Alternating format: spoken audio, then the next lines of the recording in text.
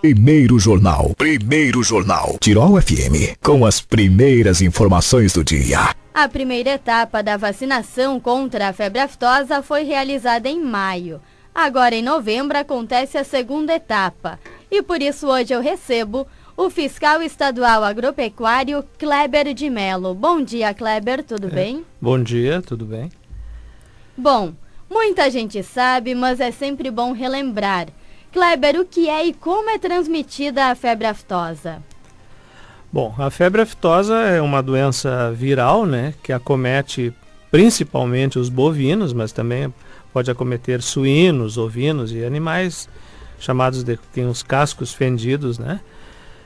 Mas o quadro principal se dá nos clínico, digamos assim, se dá nos bovinos, né? As demais espécies servem mais como reservatórios da doença, né?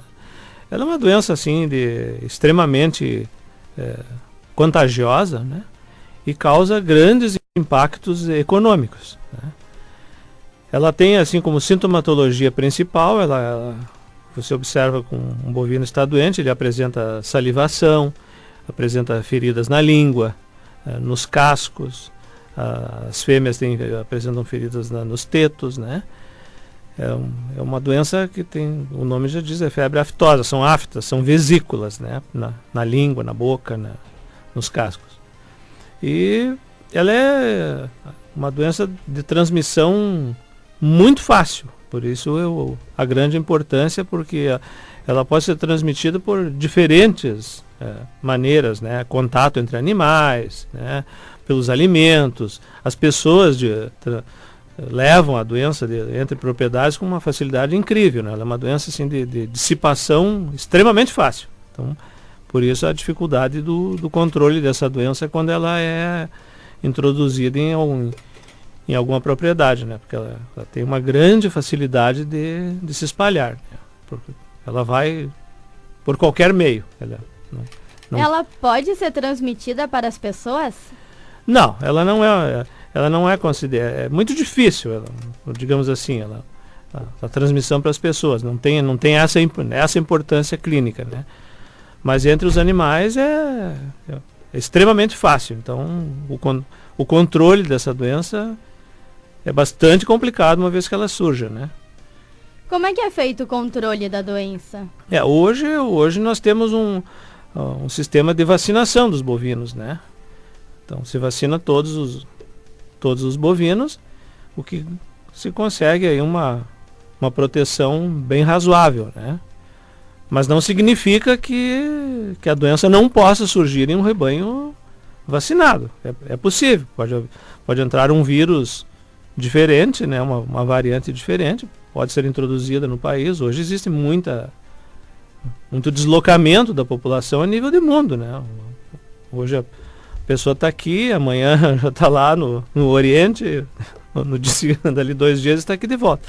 Então não é impossível a reintrodução dessa doença em local nenhum, tanto que ela surge de tempos em tempos em países que já estavam com a doença erradicada há muitos anos e ela acaba voltando em algum momento. Então tem que existir uma vigilância sanitária boa, para estar atenta que quando ocorre um rebrote da doença, né, se faça a imediata contenção do foco, né, para que ela não se dissemine, né, que fique restrita àquela localidade ali, não são vários os procedimentos possíveis, né, se estuda caso a caso, né. Uhum. Por isso a importância dessa segunda etapa de vacinação. Até quando acontece essa segunda etapa? Essa segunda etapa ocorre durante todo o mês de novembro, né? E ela abrange os bovinos e bubalinos, né? Que você vacina bovinos e quem tem búfalos também tem que vaciná-los. Ela é durante todo o mês de novembro. E agora é uma etapa chamada de reforço. Se vacina os bovinos de 0 a 24 meses, né? Animais mais velhos não são vacinados agora. Ela justamente serve para pegar aquela população, principalmente aquela população nascida a partir de maio, né? Que são os animais que são jovens e também são mais sensíveis à doença, porque eles imunologicamente não têm proteção nenhuma, né? Alguma coisa que passou da mãe e é pouca coisa, né? Então tem que se fazer essa vacina, chamada vacinação de reforço para a população mais jovem, né? E aqueles que já receberam uma dose recebem a segunda, que é um reforço, né? Existe algum período do ano em que a febre aftosa é mais suscetível a acontecer ou é diferente? Não, ela não tem essa especificidade por períodos. Ela pode ocorrer em qualquer momento, né? Eu lembro que na primeira etapa houve uma alteração da dosagem. Isso persiste agora? Sim, continua. Anteriormente se aplicava uma dose de 5 ml, né, por bovino, independente de idade e peso, né? A dose da vacina é igual para todos os animais. Se você aplicar num terneiro recém-nascido, numa vaca, é a mesma dose. Hoje a dose é 2 ml. Ela não mudou, reduziu bastante a dosagem, né? Então, atualmente você usa 2 ml.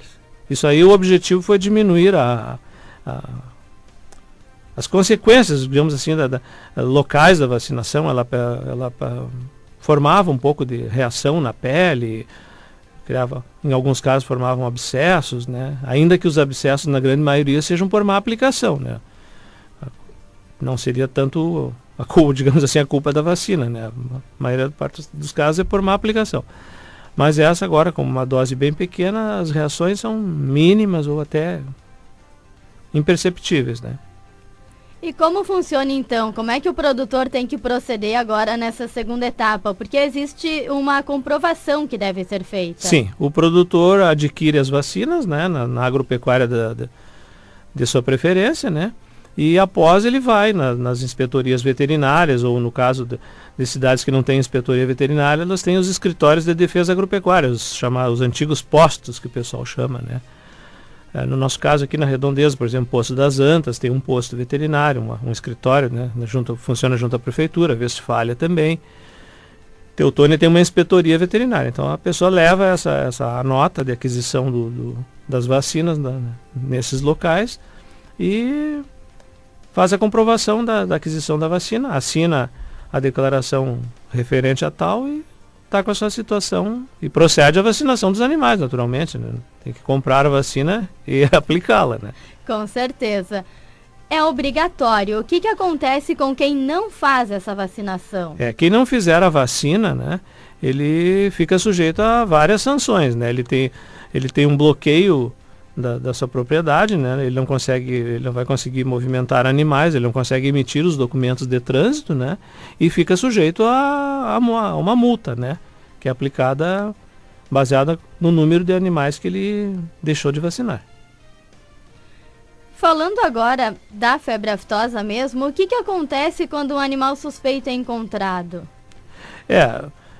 Primeira coisa que tem que se fazer quando existe uma suspeita, né? O proprietário do animal deve fazer uma notificação ao serviço oficial, né?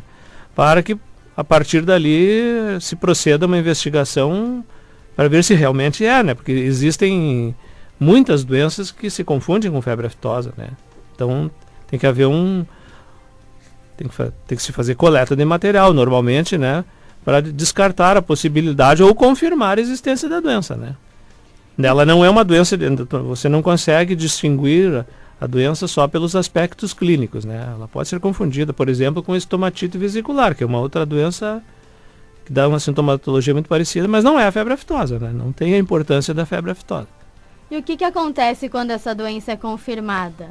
Bom, aí existem padrões, né, da Organização Mundial de Saúde Animal, né, para cada caso, depende da região, se é uma região que é livre ou se é uma região que é livre com vacinação, aí tem que seguir essa cartilha da organização para o tratamento de cada uma região, caso a caso. Existe toda uma recomendação, então? Sim, existe isso é um organismo internacional que rege as regras para esses casos de focos. A febre aftosa tem cura? Não, ela é uma virose, digamos assim, autolimitante. Se o animal adoece, né? Raramente morre. Ela tem alguma fatalidade para os animais jovens. Os adultos normalmente não morrem da doença. É uma virose, ela tem um ciclo e caminha para a cura, né? Mas esse é o grande problema da aftosa, né? Não podemos ter a presença da aftosa no país é um indicativo muito ruim a nível de mundo, né? Ela é uma doença que digamos assim, ela é um termômetro de sanidade do país, né? Então existem severas restrições econômicas para países com a doença e até os que ainda vacinam, que é o nosso caso aqui, né? Então se perde mercados com a existência dessa doença. É uma doença de caráter, importância muito comercial, né? E não por morte de animais, né? Por isso a importância agora, está muito em debate essa questão da febre aftosa quanto a essa avaliação de retirada da vacinação ou não. Sim, o governo do estado já está em andamento, tratativas com o Ministério da Agricultura para a retirada da vacinação aqui, como já ocorreu agora há poucos dias. O estado do Paraná, por exemplo, já não vai vacinar agora em novembro.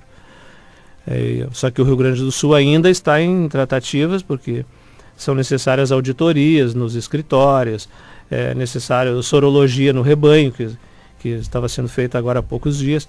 Após esses resultados, né, se tudo der funcionar bem, né, aí o Estado poderá retirar a partir seria a próxima campanha em maio do ano que vem. Se tudo funcionar dentro das regras, nós poderemos não vacinar a partir de maio, né? Que seria o primeiro passo para atingirmos o status de estado livre sem vacinação, né? Mas não é uma coisa imediata, assim, você necessita ficar pelo menos 1 ano sem vacinação, sem ocorrência de nenhum caso, com testes sorológicos. É um processo assim bem demorado, né? Não é uma coisa da noite para o dia.